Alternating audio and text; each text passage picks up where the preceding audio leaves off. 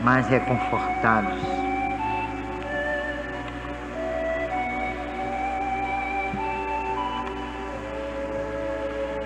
Façamos uma prece. A prece que Jesus nos ensinou.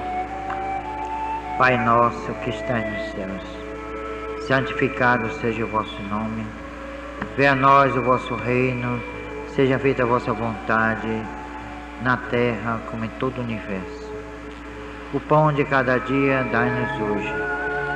Perdoai, Senhor, as nossas ofensas, assim como soubermos perdoar quem nos ofende. Não nos deixeis cair em tentações. Livrai-nos, Senhor, do mal, que assim seja. Com esta prece, com a permissão dos bons espíritos, mentores da nossa casa, nós abrimos a reunião da noite de hoje com um voto de muita paz. Não se trata disso. Mas é uma doutrina que toca muito as nossas consciências. E aqui vocês veem, vocês ajudam se vocês quiserem. E nós agradecemos e muito a ajuda. Mas se vocês entrarem por aquela porta e saírem por aquela porta sem ajudarem coisa nenhuma, serão tão bem atendidos quanto qualquer outro. Aqui não se exige nada, nenhum tostão. E como em todos os centros espíritas, não há necessidade de pagar nada. Também nós não prometemos o céu, pronto, aí nem também o purgatório, e muito menos o inferno. Então nós não falamos aqui em demônios, céu, purgatório, inferno, nada disso. Porque os problemas do homem são gerados por ele mesmo, pelo próprio homem. É o próprio indivíduo que gera seu problema, sua angústia, sua dor, seu sofrimento. É a lei. Eu sei que é difícil entender isso, mas é a lei. Não que a lei de Deus seja punitiva, não se trata disso. Ela não pune ninguém, mas a lei de Deus reeduca a pessoa. Que se o sofrimento não tivesse uma finalidade ética, seria um absurdo, não é? Não seria um absurdo? Sofrer para quê? Por que a pessoa sofre? Não só por doença, mas há os sofrimentos morais também, não é? Que são dolorosos. Há pessoas que sofrem moralmente. Quantas eu já ouvi assim, eu não suporto mais. Eu não aguento mais a situação. E ela, no entanto, ela vai suportando. Que tal é de uma família, vejam só, como eu conheço várias famílias que estão em casa, estão dormindo, exaustas depois de um dia de trabalho, e o filho chega drogado em casa. O que vocês acham disso? Não dói lá dentro do pai e da mãe? Uma menina de 16 anos chega alcoolizada em casa, né? Alcoólatra, com 16 anos, isso daí eu sei, porque a própria mãe, em prantos, eu não sei o que está acontecendo. Minha filha, 16 anos, começou a ir para barzinho, e daí em diante, só bebia fim de semana, socialmente. Até hoje eu não descobri esse negócio de beber socialmente. Acho que é beber na vista de todo mundo, não é? Ou todo mundo bebendo e ninguém censurando ninguém, não é? Porque está todo mundo no mesmo barco. E aí começou somente fim de semana, sexta-feira, depois sábado, depois domingo, aí já ia na quinta-feira, e aí a semana toda. Vocês já imaginaram uma mãe assistindo a degradação de uma filha, que ela cuidou com tanto carinho, com tanto respeito, com tanto amor, Não é doloroso? Aí perguntamos, por que isso? Por que essa falência moral? Por que essa dor intensa de uma mãe, de um pai, assistindo a derrocada de um filho, de uma filha, a degradação de um filho, de uma filha? Uma menina me disse aqui, é médium da casa, e sabe, a minha mãe está me chamando de fanática, porque eu venho aqui 3 vezes na semana, e está estranhando. Menina, vá se distrair, vá a um barzinho. Quer dizer, já é o outro extremo. Quer dizer, vá ao barzinho, como se o barzinho fosse uma coisa maravilhosa, você lá se distrair. Quando eu fiz um curso aqui sobre obsessão, que eu vou repetir, eu mostrei uma fotografia inédita e autêntica. Num barzinho, um sujeito de um lado, tudo do outro, e o obsessor no meio. Quando bateu a fotografia, o obsessorzão verde, parecendo um marciano, né? E a ligação, se vê a ligação fluídica entre ele, o obsessor, e a pessoa que estava bebendo. Nitidamente a ligação, nítida. E aí? Não, mas Bernardo, ele está atrasado, é preconceituoso. O que tem um barzinho, se distrai? Tudo bem, uma vez ou outra, eu acho normal. Mas a pessoa todo fim de semana ali. É um ambiente que não é bom. Há quem gosta, aliás, quando a gente passa assim, os barzinhos, aquela barraquinha no meio e a turma detonando ali, bebendo todas, né, como se diz. Isso cria o quê? A dependência. Hoje mesmo a minha me disse, olha, Bernardo, meu irmão, meu pai se separou, tal, coisa, meus irmãos estão brigando muito, de 16 anos só chega drogado em casa, e quando minha mãe sai, ele fica vendendo videocassete, vendeu a televisão, vendeu isso, vendeu aquilo. Vende para comprar droga. 16 anos. Então a coisa está tomando um rumo, gente, que sinceramente ninguém sabe onde é que isso vai parar. Se é que vai parar. E aí a doutrina espírita, que poderia contribuir, dar algum subsídio para e pelo menos esclarecer esse estado de coisa, não encontra vez nem voz. Quando a gente procura ser autêntico na televisão, e eu procuro ser, é assim que eu sou, muita gente não gosta, até mesmo dentro do próprio movimento espírita. Eu nunca vou chegar na televisão e vou ficar, não, meus irmãos, que Jesus, na sua infinita bondade, que o amor cobre a multidão dos pecados. Eu não vou dizer isso. Na época em que nós estamos vivendo, de brutalidade moral, de brutalidade política, que nós estamos sendo brutalizados politicamente, de uma certa da hipocrisia, do reino da hipocrisia, dos vícios, das misérias morais. Já está defasado eu chegar na televisão e dizer, meus irmãos, vamos ter o amor, vamos nos dar as mãos, vamos nos beijar. Eu acho isso fora de época. Eu acho que isso valeu há 30, 40, 50 anos. Hoje não. Nós espíritas, nós temos que viver essa época, final de século. Uma época conturbada, não só no Brasil, mas em todo o mundo. A violência assumindo assim índices mais do que alarmantes. Em São Paulo, há crianças que morrem por causa de um tênis. Por causa de um tênisinho. Um casal amigo nosso, ia chegando em casa, lá na casa da sogra dele, parou o carro, apareceram 2 assaltantes com a arma, um do lado, outro do outro. A senhora, entrou em pânico, e correu. Um deles foi ao encalço e ela se ajoelhou não me mate, eu tenho filhos. Ele olhou para ela e deu um tiro na cara. Aquele sujeito agiu isoladamente. É ele, só ele que não presta?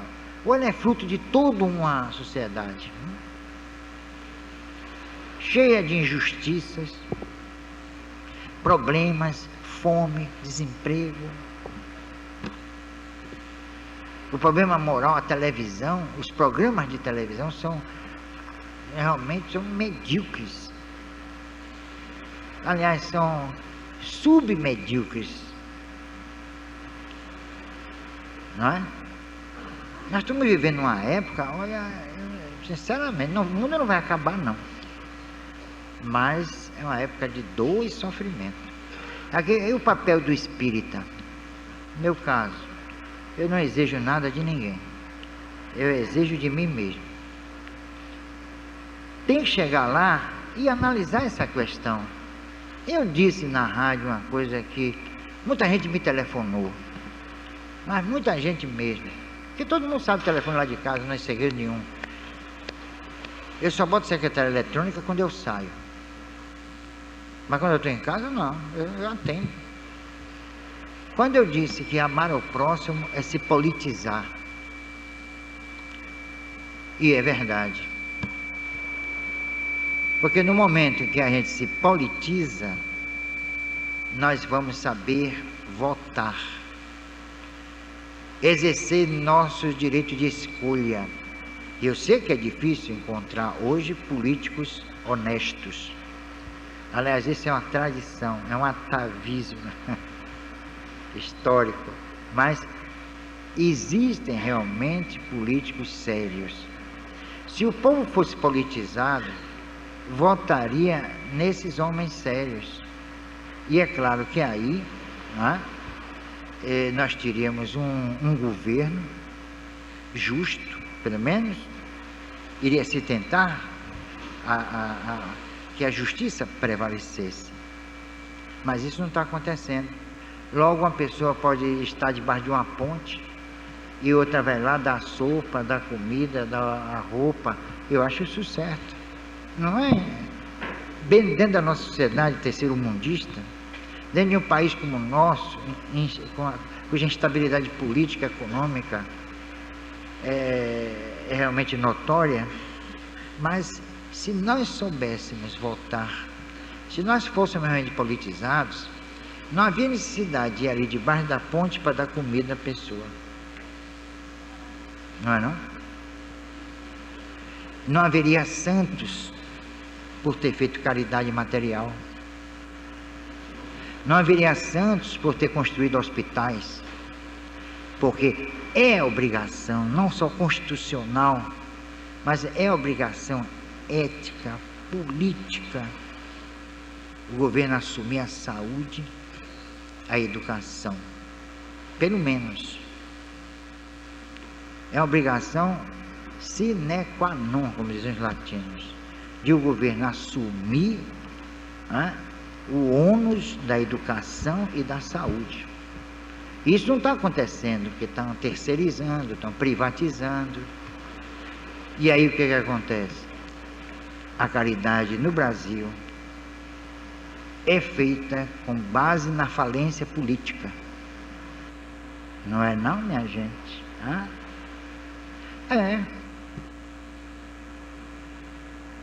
Eu creio ou não. Então, quanto mais falido um país, maior possibilidade de fazer a caridade. Agora, e a caridade moral? Me mostre um santo aí que pregou a caridade moral. Me apontem. Alguém que vive entre nós, ou que viveu entre nós, que participou dos mesmos dramas, das mesmas angústias, desses finais de tempo, ou melhor, desses finais de tempos.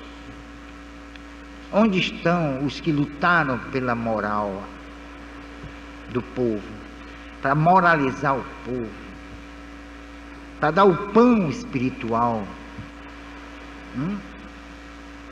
Onde estão eles? Eu não encontro, eu não vejo em lugar nenhum. Porque o problema tem que ser resolvido de uma forma política. Repare Jesus. Eu contei outro dia e vale a pena ouvir de novo, pelo menos eu. A parábola do samaritano. Olha, minha gente, aqui é uma mensagem eminentemente política. Quem Jesus pôs no cenário, na trama da sua parábola? A quem ele estava respondendo? A um membro do Sinédrio. Um sacerdote perguntou: mestre, quem é meu próximo? Vejam só, um representante do poder instituído à época. Mestre, quem é meu próximo? Acho que deve ter algum político que também deve ter perguntado a um assessor dele: mas quem é meu próximo? Não? Um político aqui do Brasil, eu tenho a impressão que respondeu, já perguntou isso. Né? É como Maria Antonieta, será majestade, o povo está sem pão. Fiz, ora, então dê brioche.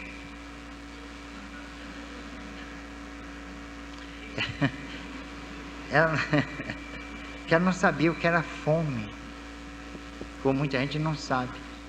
Aí, resultado, ele pôs no cenáculo da sua parábola dois representantes do poder político, o sacerdote e o levita. À época eram representantes que detinham o poder temporal e o poder religioso, o sacerdote e o próprio levita. O levita, estudioso das escrituras, um homem sábio, viram o seu semelhante lá sangrando, se esvaindo, passa ao largo,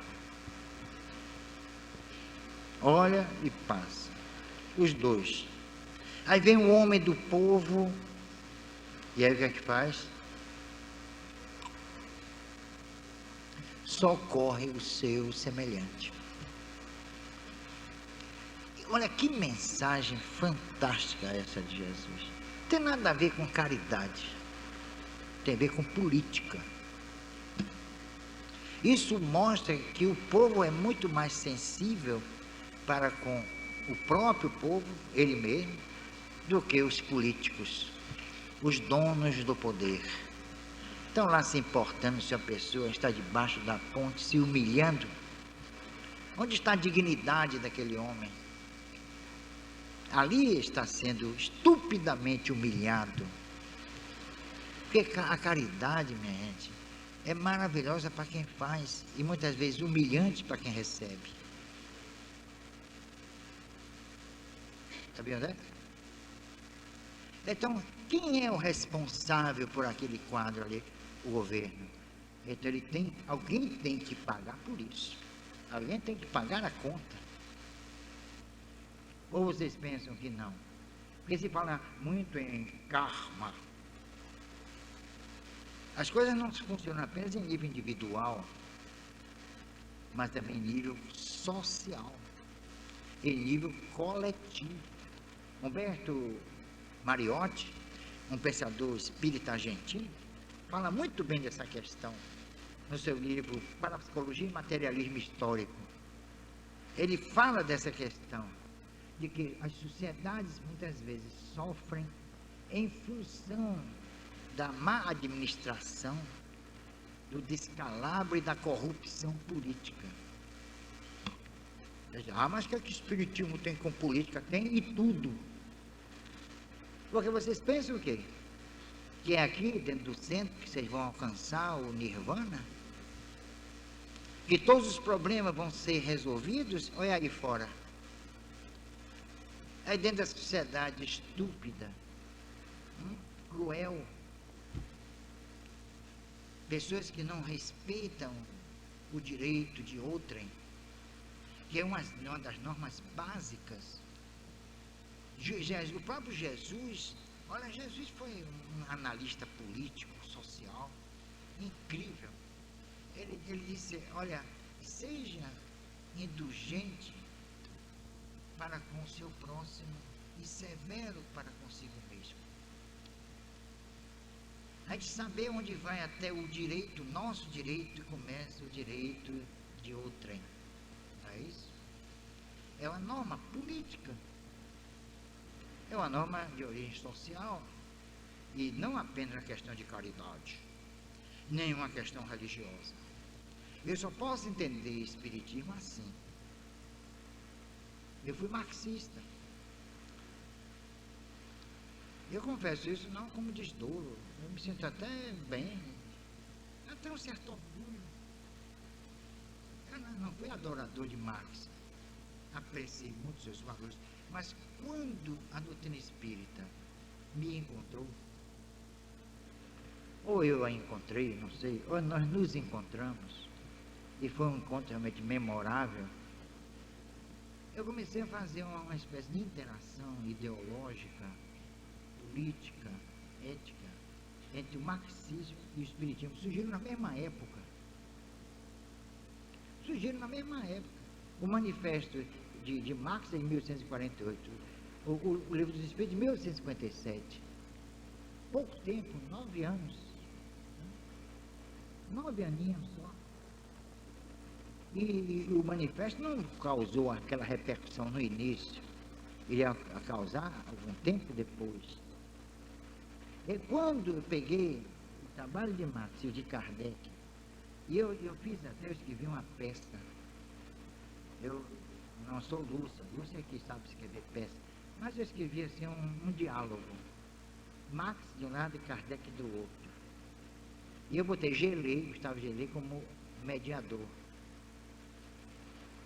Então Marx trocando farpas com Kardec, terçando armas com Kardec. E se sabe que o marxismo há coisas interessantes, há certos conceitos realmente interessantes. E se nós fizermos uma junção entre o pensamento kardeciano e o pensamento marxista, nós vamos encontrar uma doutrina razoavelmente de acordo com as nossas prioridades como ser eterno, como ser espiritual, e não apenas como cidadão. Sai do terreno da cidadania e entra no campo do espírito. Então, essa é que eu chamo de epistemologia existencial.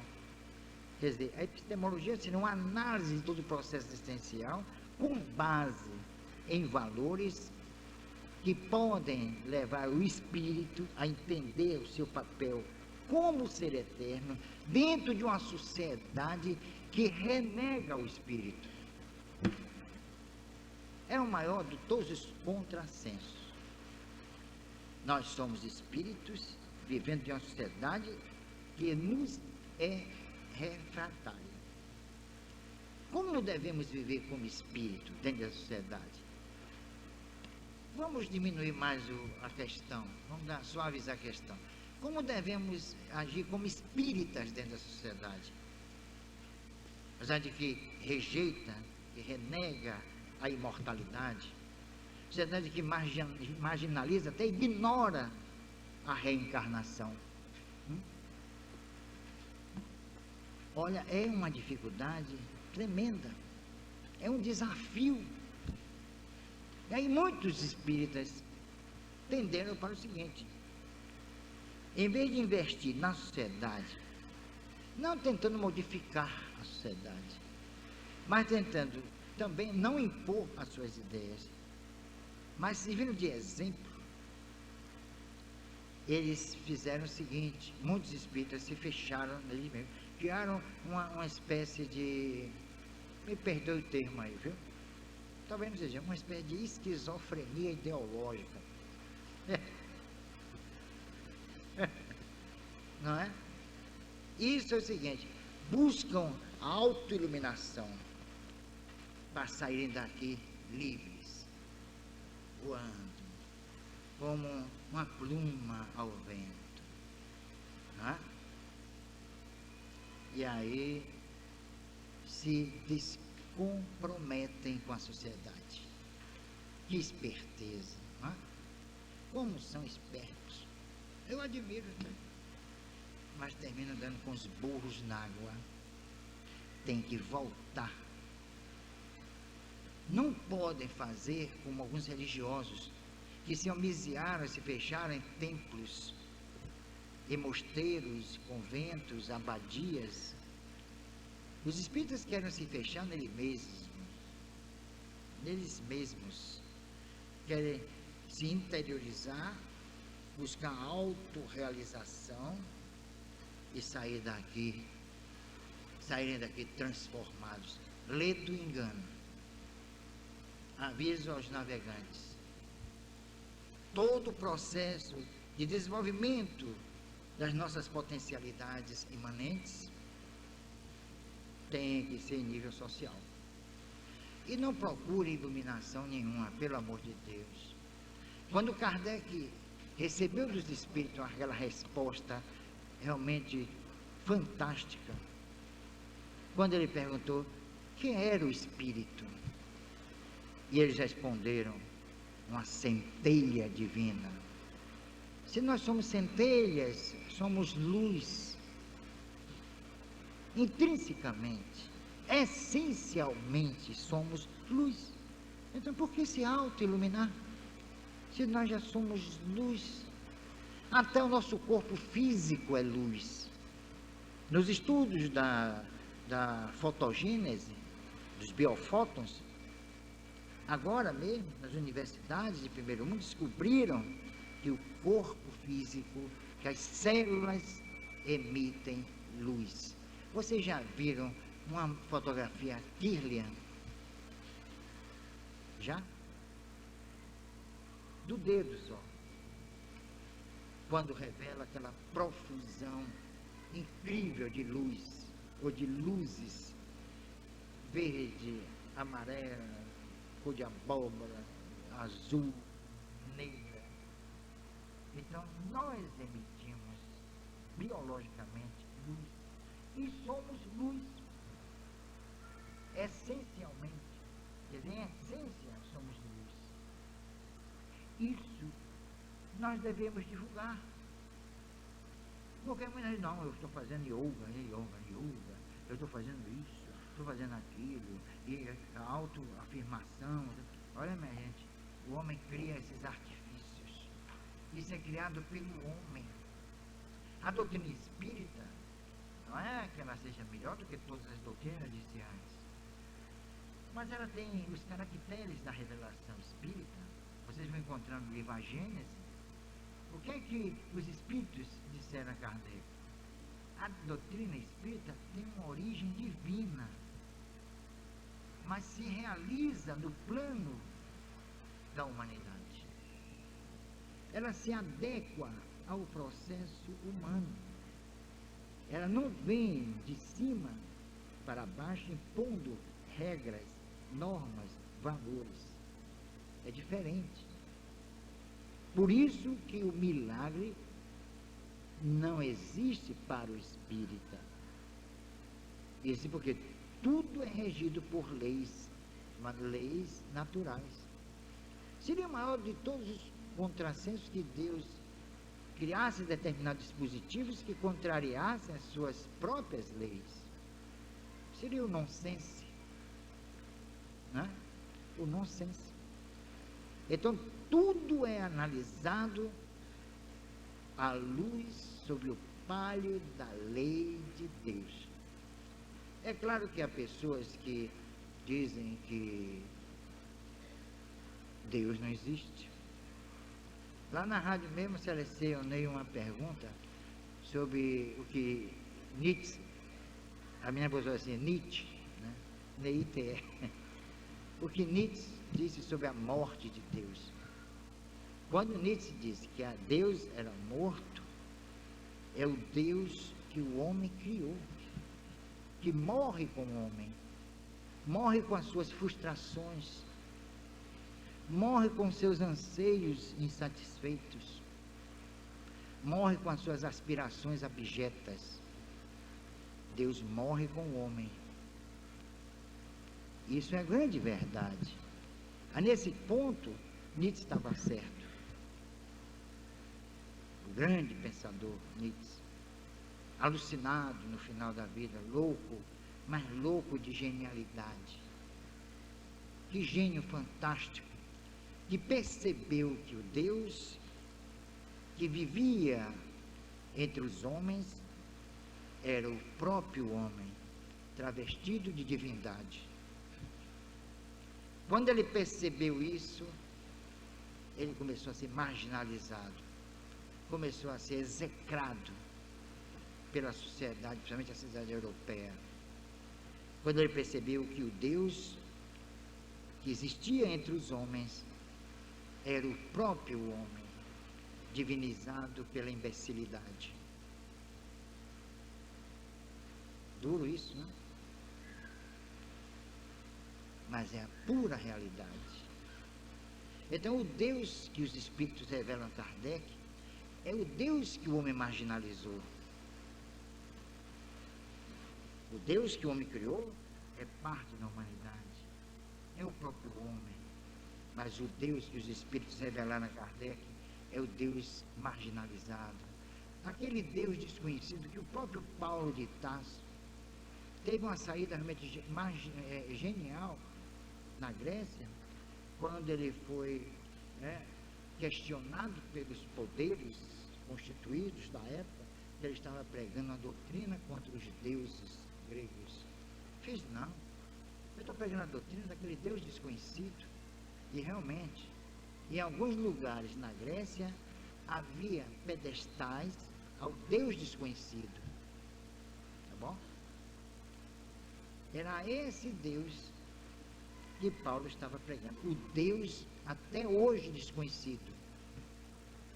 Eu vi na televisão, veja que excrescência, meu Deus, vocês nasceram, não, disse para André, você nasceu para ser feliz, exija de Deus a felicidade, Ele tem a obrigação de dar a felicidade a você. Olha, só num país como o nosso pode existir isso. Só num país como o Brasil se permite dizer essa asneira. Exija de Deus. Veja, é um absurdo isso. Isso contraria tudo, isso põe por terra a própria lei divina, a lei de causa e efeito, a lei de ação e reação. Os homens não querem ter responsabilidade diante dos atos que praticam. Aí quando a gente diz,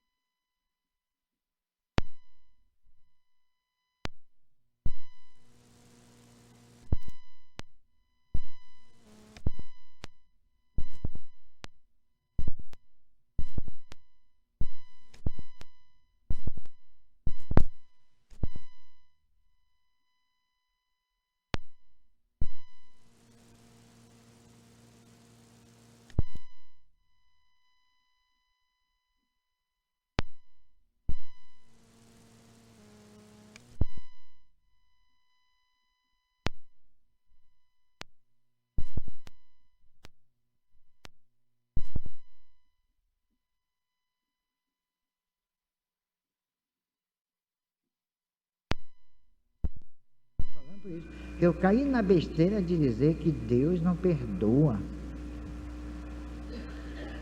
Porque eu ainda disse uma vez, se Deus perdoa, ele é irresponsável. É o Deus de Nietzsche, que Nietzsche condenou e matou. E muito bem, não foi um assassinato. Nietzsche não cometeu um crime. Ele cometeu um ato a bem da humanidade. Não foi um ato de lesa humanidade. Foi um ato em benefício da humanidade. Mas ressuscitaram esse Deus. E ele está aí imperando entre os homens e entre os tolos, principalmente. Porque se Deus perdoa, eu disse, Ele nos tira a responsabilidade do ato que praticamos. E aí é que está o grande drama da humanidade, de assumir. Agora, por que a humanidade não assume a responsabilidade dos atos praticados? Porque não se acredita na reencarnação, que a lei de causa e efeito só pode existir em função da reencarnação. É a base, é o lastro da lei de causa e efeito. É ela que operacionaliza a lei de Deus. Sem a reencarnação, fica difícil entender a própria humanidade. O próprio Deus se torna um ser que discrimina, que concede privilégios a um e não a outros, que dá saúde a uns e a doença a outros, que dá genialidade a uns e a burrice a outros. Não é isso? Agora, para salvar Deus, veja só que, olha o ser humano, realmente eu fico assombrado, viu? Eu fico lá no meu gabinetezinho de leitura, meditando sobre tudo isso. Para salvar a pele de Deus, convocaram a genética. Hã? Não, é o genes. Não, é o genes. Hã? O genes. Aí salvaram a pele de Deus. Não, isso é um problema congênito. A hereditariedade. Quer dizer, não existem os valores éticos determinando todos os processos patológicos mórbidos. É uma coisa genética.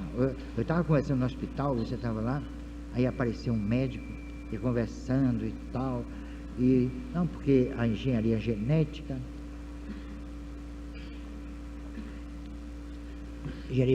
plá e tal, é tudo, que os genes. Aí eu disse, olha, doutor, eu posso fazer uma pergunta prosaica, bem prosaica, me desculpe a ignorância aqui do macaco, mas quem dotou os genes de inteligência?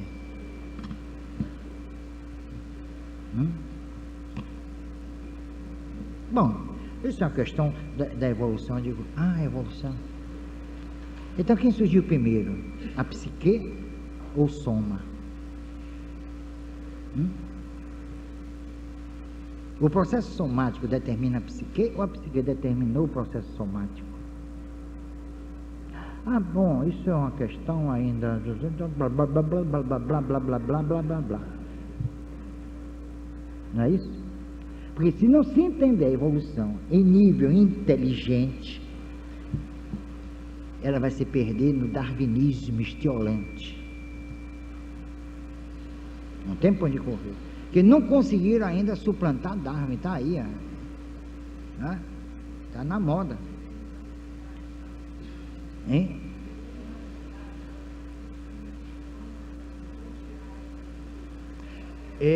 Porque vão entrar na tese de Adão e Eva. Vejam só, nos Estados Unidos, um país de primeiro mundo, vai entrar nessa de Adão e Eva. Quer dizer, vai ser, não vai ser o evolucionismo, vai ser o criacionismo. O criacionismo substituindo o evolucionismo.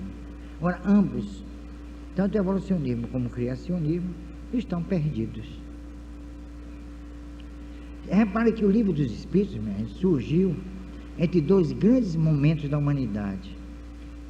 O Manifesto Marxista, em 48, e o Darwinismo, em 1859. No meio, 1857, a doutrina espírita. Isso realmente é muito interessante.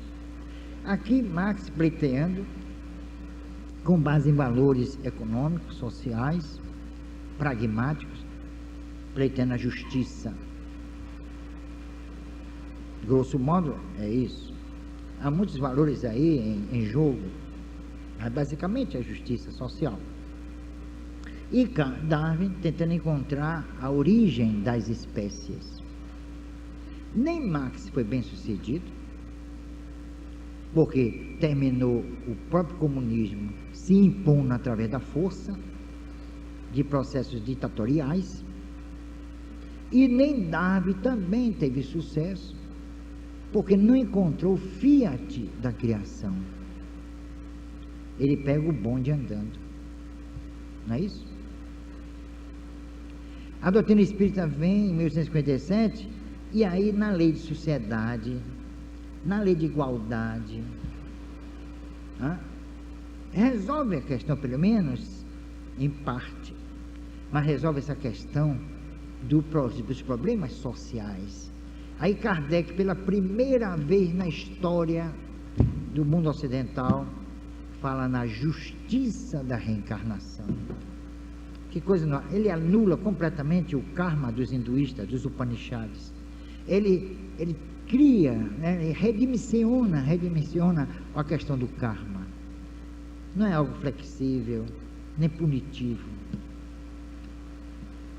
É o determinismo criado pelo próprio homem. O homem é o autor do seu determinismo moral, social, político e econômico. É ele que cria todo esse processo. Não em nível individual apenas, ético, da evolução do ser, não, da evolução das sociedades. Por isso a mensagem de Jesus foi eminentemente política, como eu disse. Ele não tenta reformar o homem, simplesmente, como um ser que deve sair de perspectivas infernais para perspectivas celestiais. Não foi esse o objetivo de Jesus, transformar apenas o homem, mas de redimensionar os valores sociais através do homem. Ele aí tira, desde aquele tempo, aquela questão de o homem é o produto do meio. Se pensar em reencarnação, o meio é que termina sendo o produto do próprio homem. Daí o evolver intelectual, ético e social do indivíduo vai determinar os valores da cultura onde ele está reencarnando. É ele que forja todo esse processo. Veja que força tremenda nós temos. Não apenas de procriar, mas de criar. Criar sociedades que nós chamamos de justas.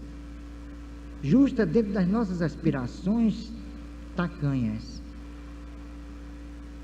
Mas criar a sociedade, para isso nós estamos sendo destinados, chama de teleologismo sociológico, sociedades que atendam às prioridades do espírito, sociedades que abriguem o princípio espiritual. Por isso, e encerrando, que Kardec disse uma coisa notável: o espiritismo, prestem bem atenção, o espiritismo contém princípios que, não sendo firmados sobre abstrações metafísicas, e sim sobre leis naturais, hão de ser um dia abraçados pela universalidade dos homens. Ele não disse que o espiritismo seria abraçado pela universalidade dos homens, mas os princípios espíritas: reencarnação, imortalidade e comunicabilidade. A partir do momento em que o homem abraçar esses princípios, será instituída a chamada nova era, a era do espírito. As religiões estão sentindo isso. As religiões estão percebendo que estão na iminência dos seus estertores naturais, para no próximo século, quem sabe, Deus o sabe, criemos sociedades não justas, equilibradas, maravilhosas, mas sociedades que reflitam a nossa ânsia de imortalidade, os nossos anseios de justiça conforme a reencarnação. Aí o homem vai dizer, alto e bom som: eu sofro não porque Deus quer, mas porque eu assim o determinei. De agora em diante vamos errar menos para sofrer menos. Aí será a era do espírito. Pouco importa as religiões, elas hão de desaparecer no caudal do próprio processo evolutivo das espécies. Aí nós vamos encontrar nossa verdadeira origem. A origem do homem não se prende à vida planetária. A origem do homem se prende à vida cósmica. Nós não fomos criados pela Terra. Nós não somos fruto da Terra. Nós somos aquele pólipo de perdidas reentrâncias do caos telúrico procedemos, como disse Augusto dos Anjos. Nós somos seres eternos. Busquemos a nossa origem e vamos encontrar Deus. E quando encontrarmos Deus, saberemos a nossa origem.